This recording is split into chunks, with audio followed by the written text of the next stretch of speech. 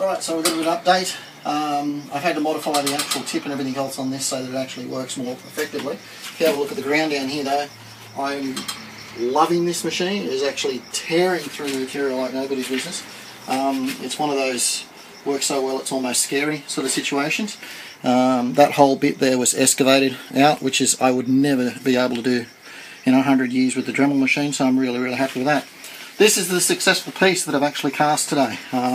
It's part of the hip or pelvis, and I'll just quickly show you how it goes together.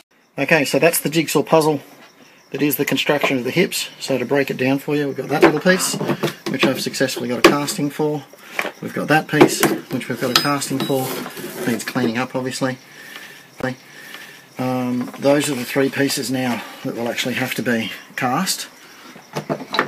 And then we have that piece, which we've successfully cast today.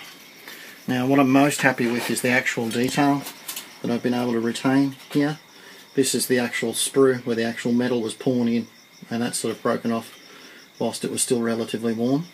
But you can see it's actually picked up all that detail very nicely. There's only one or two little places where I'm going to have to actually do any sort of clean up there at all. And I have to cut out the keyway for where the leg piston attaches. So those are the three metal bits. That bit obviously sort of will sit in there. There's still a bit of cleaning up to do sort of thing. I've got to cut off that little post so that it sits properly. Well, that will sit in there. This piece will mount in there-ish somewhere. And then the other three missing pieces will go together. That will actually be bolted through.